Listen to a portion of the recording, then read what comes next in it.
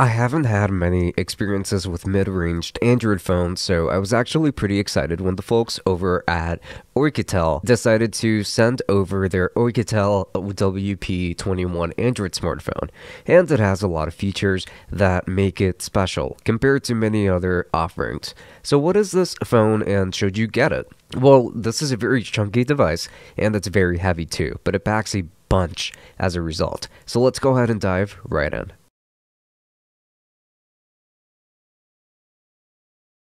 The exterior design is what really makes this device so special, as it is built really sturdily. You've got aluminum for the trimmings, which cover this device from side to side.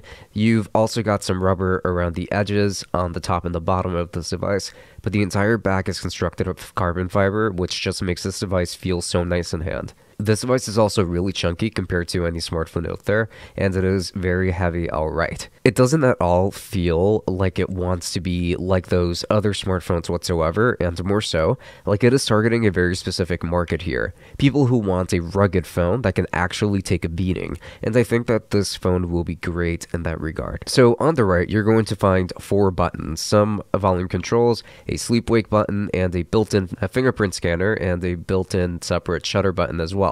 On the left, you're going to find another shutter button and SIM/SD card slot, which I have not been able to open at all since I got this device. So on the top, this is going to be a speaker, and on the bottom, you're going to find the USB-C port along with the other speaker. So both of those red shutter buttons that I mentioned are actually remappable, which is pretty cool too. So keep that in mind if you want any kind of shortcut setup. But overall, this phone is clearly really well built, and you won't be needing any case for it at all. It's built to protect itself, which is really cool. So this device features a 2460 by 1080 120Hz IPS display that looks really nice. It gets reasonably bright, and this device feels very smooth when using it too because of that. So it maintains that frame rate almost no matter what you're doing, which is great, though for certain applications it will only support 60 Hz, so it will end up going down to that depending on what you're doing. But regarding the visuals, I genuinely have no complaints. I think that they did a really good job with this display, and I think that they really nailed the colors, the overall sharpness, and the great visuals here for when it comes to content consumption and gaming, which we're going to touch on pretty soon. But there's a secondary display on the rear of this device, and it's actually pretty cool to see. It displays a clock to really make you feel really fancy. This is absolutely unnecessary, but it looks really cool. I even showed this to my father, the pickiest person I know, and he really liked the design with the rear clock. So this might appeal to older folks, but it is still kind of cool to see. Barely hurts the battery life too, because the built-in battery is a giant one here. More on that pretty soon too. Now, the speakers are not very good on this device, which is kind of surprising, seeing how thick this device is. There is a speaker on the top and another one on the bottom, which combine to form a stereo set. So let's go ahead and have a listen at these tinny and uninspiring speakers. And that's pretty much it. So I'm pretty disappointed with the options here because I would have liked just a taller version of the default version that they have. But overall, this is a pretty well-built controller, even though it is mostly comprised of plastic. It is going to be a heavier controller too, which is mostly what I was hoping for, a heftier build, because that would affect the responsiveness. So when it comes to features, we actually have quite a few to talk about here. We have IP69 water and dust resistance. It's got dual SIM capabilities, fingerprint scanner built in, a full rugged design, micro SD card support of up to 1 terabyte of storage, triple cameras on the rear, and some more features that help put this package together. There is no wireless charging, which is understandable, but there isn't going to be a headphone jack, which is a little bit more questionable, especially on a device that is this chunky, but it doesn't have one. Now, the headphone jack really has been getting the receiving end of all of this. So when it comes to specs, this device features a Helio G99 CPU, 17 gigabytes of RAM, which is an odd number for sure, 256 gigabytes of internal storage with expandable storage too, and 9,800 milliamp hour battery. So like I said, when it comes to battery life, this device better perform extremely well, because that is huge. Now let's go ahead and talk about the OS here, and we are running on Android 12, which is pretty nice. This is a pretty recent version of Android still, even if it isn't Android 13. This is still pretty good, and you can do a lot with this last version. It looks pretty clean, and it is obviously a skin from the manufacturer, but I don't have any issues really navigating the UI or anything like that, and I think that it does look pretty good. I think that this is pretty cool, but stock Android is usually just better in my opinion, so I would have liked to see normal Android instead of a skin. Sometimes this one can look a bit tacky, but it is nice overall. Now when it comes to cameras, this device has a total of 4. There will be 3 cameras around the back and 1 camera on the front. Let's go ahead and talk about the front-facing camera first. So the front-facing camera is a 20 megapixel 1080p camera that's honestly not very good. The megapixel count might be high, but the actual pictures and videos that you will be filming with this camera will look like they lack detail. Also, the colors seem pretty muted for the most part. There just isn't really a lot to like here, as the pictures looked very dull, almost regardless of which environment I took pictures in, so I was not a fan of the front-facing camera and simply wouldn't really use it considering that I've been spoiled by my Pixel 7 Pro's camera. The differences between these two are night and day. As for the rear-facing cameras, we have 64 megapixel AI camera, 2 megapixel macro camera, and a 20 megapixel night vision camera, as they call it. I tested all of these and also found myself pretty underwhelmed. These cameras look pretty cheap here, which is when you should really pay attention to actual photos taken with it, and not just the numbers, because in this case they don't mean much if the sensors aren't actually good to begin with. So look at a variety of pictures here on screen to prove my point, and then you should be able to note that even though I am taking pictures outside where the lighting would be ideal and that kinds of stuff, you still are getting somewhat mediocre pictures with rather poor attempts at portrait mode.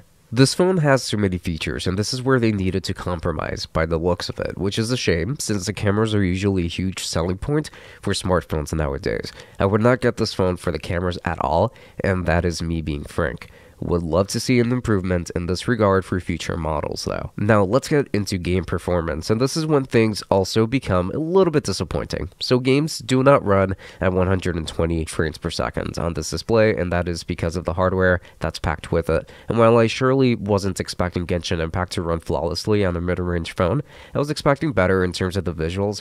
This game is not pleasant to play on this device because of the very crunchy and pixelated look of the game, as I just think that it would be too demanding to properly enjoy it. Sure, it runs fine, but it doesn't look good, so for high-end mobile phones or mobile games, I would say I would not consider this to be a great solution. However, for something simpler like Asphalt 9 and Octopath Traveler on mobile, you will get much better visuals and generally enjoy the whole look of everything on your screen. This is pretty well done here, and it seems like mid-range games will still run really well on this device, so I wouldn't try high-end games, but mid-range ones will run totally fine on this device. For the gaming test now, you should know what to expect when you get this device when it comes to Android games. Now, you guys did also request an emulation test for this phone, so let's get into emulation, and this is where things get interesting. So this phone is not a crazy performer, and you will definitely see that through these emulation tests, which is fine for the most part. Beginning with PlayStation 2 on Aether SX2, playing Dragon Ball Z Budokai Tenkaichi 3, I mean the menus and everything like that ran pretty smoothly, so it was rather deceptive when it came to the performance, but then regardless of which APU you're using, you are going to end up struggling to run actual battles. Whether it's Vulkan or OpenGL, I would say that PlayStation 2 is going to struggle here a bit, so I wouldn't really recommend it for PlayStation 2 emulation. Now let's talk about GameCube, which is going to be an identical story through the Dolphin emulator. It might seem to run pretty well at first in the menus and during cutscenes, but when it comes to actual gameplay, everything slows down dramatically. This will be the case almost no matter which game you decide to play on this GameCube emulator, so keep that in mind. But Shadow the Hedgehog was definitely one of those games that simply refused to run well on this device. Most games will not run very well on this device anyway, but I've got good news for lower end systems. PSP through the PPSSPP emulator ran beautifully, however. I tested Dissidia and it ran really well with no issues to speak of whatsoever. I think that they did a really good job here since it can at least support PSP emulation really well, and I think that a lot of people will find themselves pretty happy with the overall performance on the PSP front, and I think that anything below PSP will run pretty well with even decent upscaling capabilities. And to prove that point, let's move on to Dreamcast through the Redream emulator. Performance in Sonic Adventure 2 was pretty much perfect.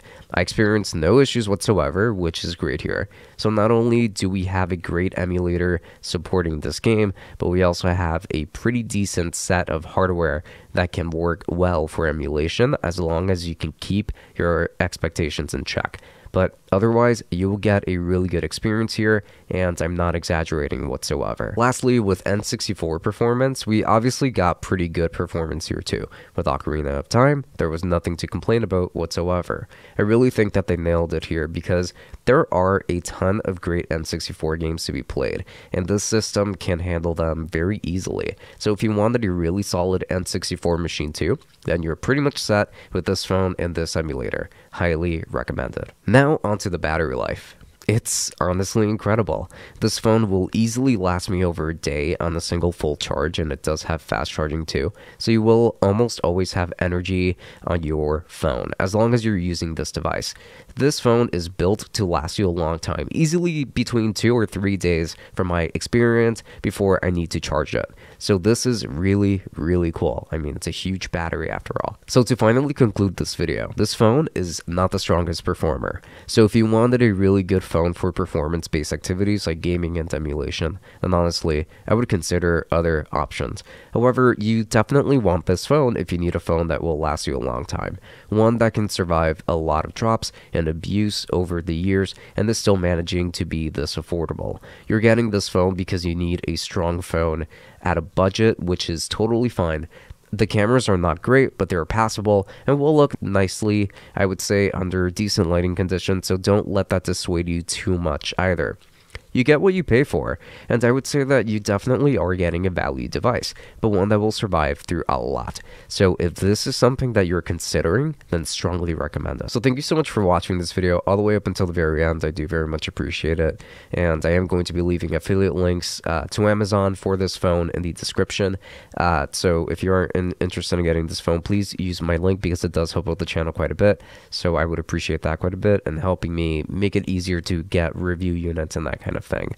Yeah, so links to that down below. And also you can find me on Twitch, where I have been streaming rather frequently, and on Instagram. So links to both of those are going to be in the description too. Now, with that said, this has been Francisco from Tech Summit. Until next time, enjoy.